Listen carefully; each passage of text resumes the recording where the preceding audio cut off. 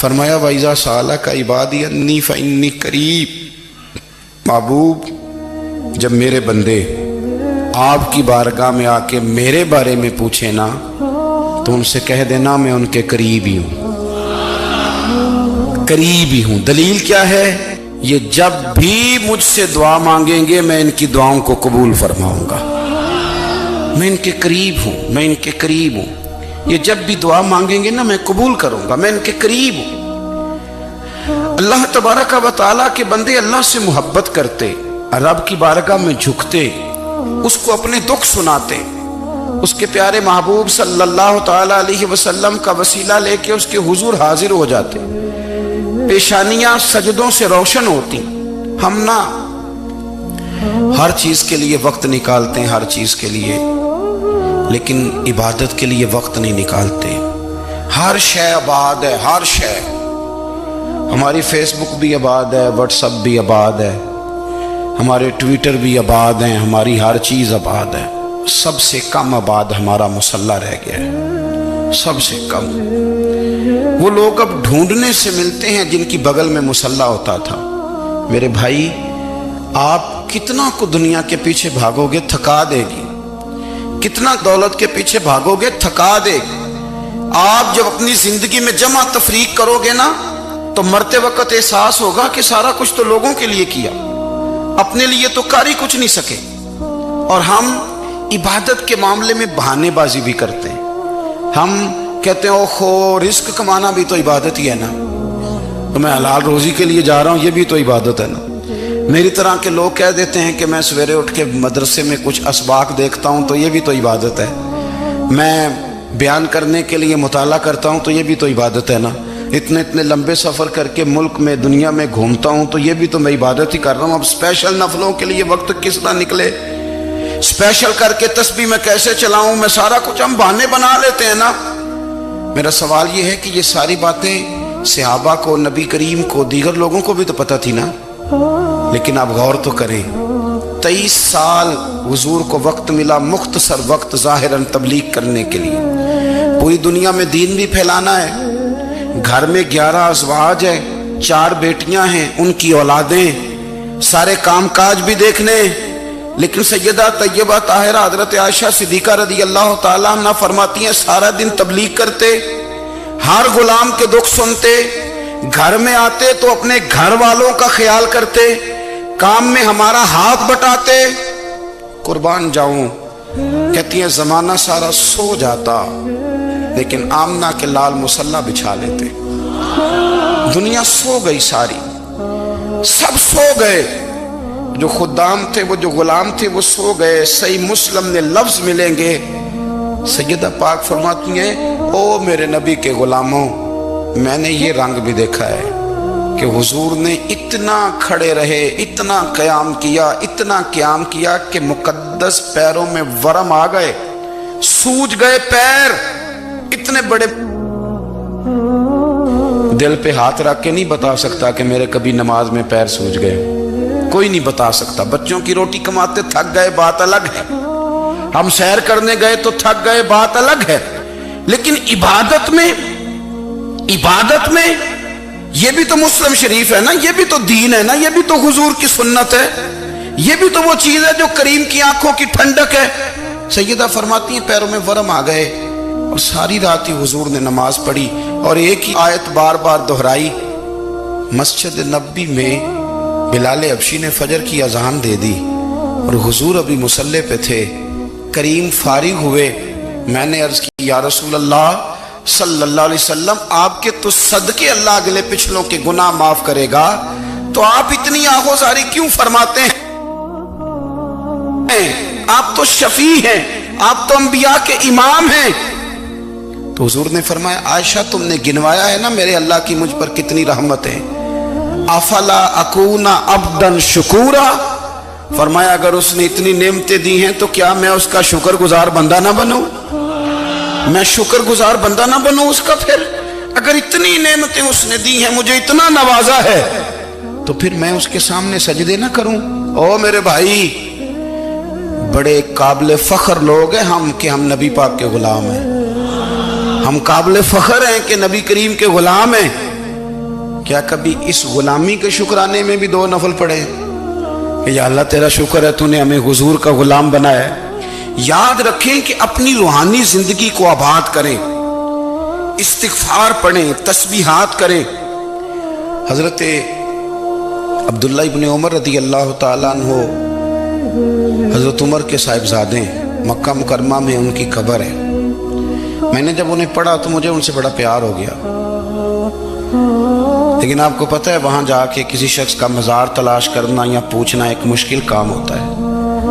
تو ایک دفعہ میں مکہ شریف میں حاضر تھا تو ایک گاڑی والا ڈرائیور مجھے کہنے لگا کہ مولانا میں آپ کو جانتا ہوں، مجھے آپ سے محبت ہے، ایک بات بتاؤں آپ کو؟ میں نے کہا بتاؤ۔ کہنے لگے حضرت عبداللہ ابن عمر کی قبر دیکھنی ہے؟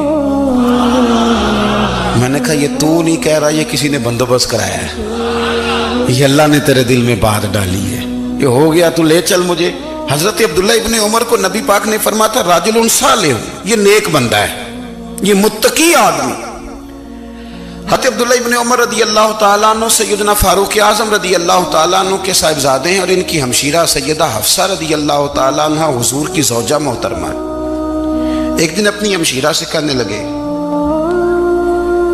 کہ نبی کریم صلی اللہ تعالیٰ علیہ وسلم گھر میں آئے نا، اور اگر حضور غم امت میں پریشان نہ ہوں، طبیعت کو حشاش بشاش دیکھو تو ذرا پوچھنا تو صحیح حضور کا میرے بارے میں کیا خیال ہے، پوچھنا تو صحیح کہ کریم کی بارگاہ میں میرا کیا مقام ہے، میرے بارے میں حضور کیا فرماتے ہیں۔ اب بہن کو کام بتائے اور بتائے بھی بھائی، اور پھر بہن وہ کام نہ کرے، یہ تاریخ میں ہوتا نہیں۔ حضرت عمر فاروق رضی اللہ تعالیٰ عنہ کی صاحبزادی ام المومنین رضی اللہ تعالیٰ عنہ فرماتی ہیں کہ میں تو بس منتظر تھی، انہوں نے تو کہا تھا نا کہ اگر تم حشاش بشاش دیکھو تو بات کرنا، لیکن حضور تشریف لائے، میری باری تھی، میرے گھر تشریف لائے، کھانا پیش کیا تو فوراً میں نے عرض کی حضور ایک بات پوچھنی تھی۔ تو حضور نے فرمایا پوچھئے۔ میں نے عرض کی حضور میرے بھائی عبداللہ ابن عمر کے بارے میں آپ کا کیا خیال ہے؟ نوجوانوں میری بات پہ غور کرنا، میرے بھائی کے بارے میں آپ کا کیا خیال ہے؟ تو نبی کریم صلی اللہ تعالیٰ علیہ وآلہ وسلم نے میری طرف دیکھا اور پھر حضور زیر لب تھوڑا مسکرائے، اور بریلی کے امام کہتے ہیں کہ حضور مسکرا دیتے تھے نا تو جو بڑا دکھی ہوتا تھا وہ بھی ہنس پڑتا تھا۔ اب سوال پیدا ہوتا تھا کہ پھر تو اس مسکراہٹ کے لیے انتظار کرنا پڑتا ہوگا کئی مہینے کہ حضور مسکرائیں تو رونے والے ہنسیں، تو اعلیٰ حضرت فرماتے نہیں، انتظار نہیں کرنا پڑتا، یہ مسکراتے رہنا تو حضور کی عادت ہے۔ جس کی تسکین سے روتے ہوئے ہنس پڑے اس تبسم کی عادت پہ لاکھوں سلام۔ یعنی یہ تو عادت ہے حضور کی مسکراتے رہنا، اس کے لیے انتظار نہیں کرنا پڑتا۔ بھائیو آپ خیال رکھیں گے، غور کریں گے، حضرت عبداللہ ابن عمر رضی اللہ تعالیٰ عنہ کے بارے میں پوچھا تو سیدہ فرماتی ہیں کہ نبی کریم صلی اللہ تعالیٰ علیہ وسلم نہ زیر لب مسکرائے اور فرمایا حفصہ تیرا بھائی ہے تو اچھا، لیکن میں نے سنا ہے کہ عشاء کی نماز پڑھتا ہے تو فجر تک سویا ہی رہتا ہے۔ او نوجوانوں، 10 بجے تک سونے کی بات نہیں ہوئی، 9 بجے تک سونے کی بات نہیں ہوئی، 11 بجے اٹھنے کی بات نہیں۔ حضور فرمانے لگے میں نے سنا ہے کہ عشاء کی نماز پڑھ کے سو جاتا ہے اور فجر تک سویا ہی رہتا ہے، اسے چاہیے کہ تہجد کے وقت اٹھا کرے، اللہ کی بارگاہ میں حاضر ہوا کرے، آہوزاری کرے، سجدے کرے، عبادت کرے، اٹھتا ہے اور فجر میں جا کے اٹھتا ہے۔ حضرت جناب حفصہ رضی اللہ تعالیٰ عنہ کہتی ہے میں نے جناب عبداللہ ابن عمر کو پیغام دیا اور میں نے کہا میرے جوان بھائی سن، نبی پاک نے فرمایا ہے تو اچھا پر تہجد میں نہیں اٹھتا، نفل نہیں پڑھتا۔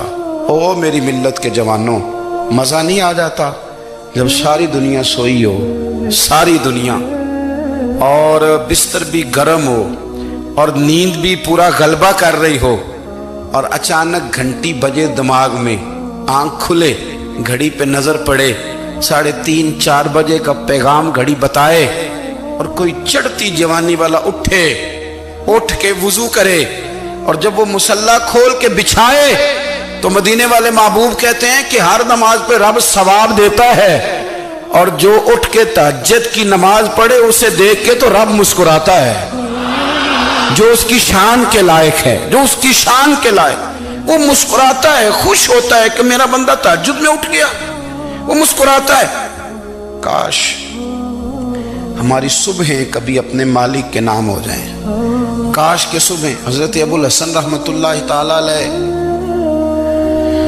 حضرت معاذ ابن جبل رضی اللہ تعالیٰ عنہ کے پاس بیٹھا کرتے تھے، فرماتے ہیں ان سے جو پیار بڑھا تو پھر میرا مصلی سے بھی بڑھ گیا۔ تابعی ہیں، فرماتے ہیں صحابی رسول سے محبت ہوئی تو ذکر سے بھی ہو گئی، پھر درود شریف سے بھی ہو گئی، محبت ان سے بڑھی تو پھر اللہ نے مسجد کا پیار بھی بڑھا دیا۔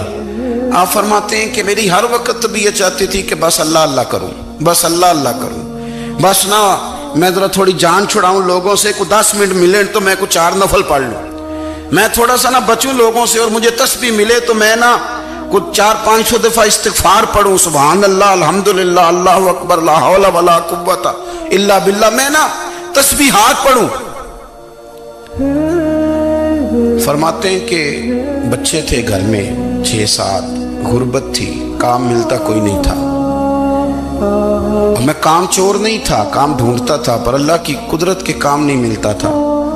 فرماتے ہیں کہ میں نے ایک دن اپنی اہلیہ سے کہا کہ آج میں پھر جاتا ہوں کام ڈھونڈنے، تو میری بیوی بڑی فرما بردار تھی، پر اس دن نہ غربت کے ہاتھوں تنگ آ کے کہنے لگی آج نانا کوئی تو چیز لے کے آیا، تو مجھ سے بچوں کی بھوک نہیں دیکھی جاتی، یہ سب روگاں دا روگ محمد جس دا نام غریبی، کنڈ بلا کے لنگ جاندے نہیں دوست یار قریبی، آج نہ کچھ لے کے آیا تو میں بچے لے کے چلی جاؤں گی۔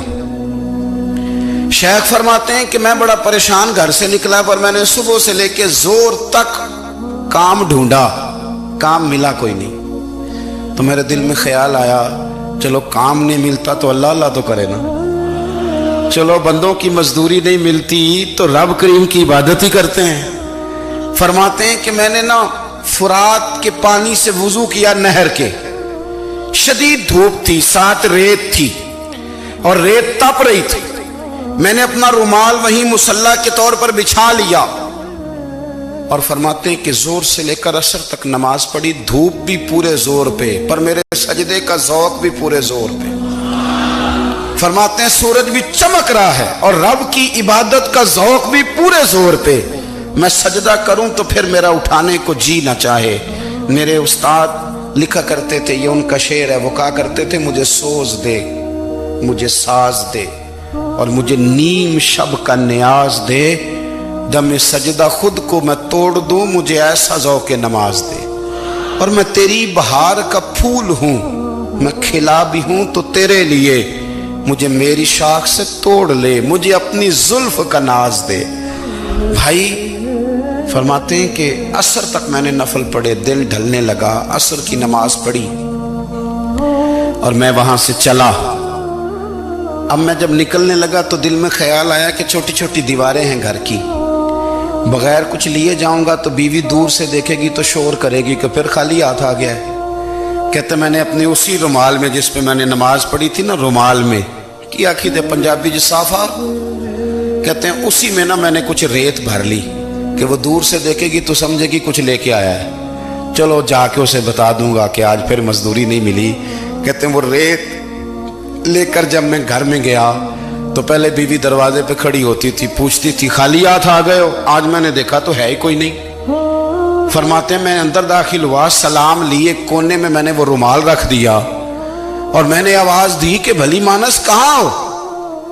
تو وہ کہنے لگی آپ منہ ہاتھ دھو لیں، میں روٹی لے کے آئی۔ میں نے کہا روٹی کہاں سے آ گئی؟ یہاں تو کئی دنوں کے فاقے، تو کئی دنوں کی غربت ہے، یہاں تو اس گھر میں تو فقیری ہے۔ فرماتے ہیں کہ وہ روٹی لے کے آئی اور اس وقت کی جو موجودہ نعمتیں تھیں، سمجھ لیں سلاد، اچار، ہر چیز ساتھ لائی۔ میں نے کہا کہ بچے کہاں گئے؟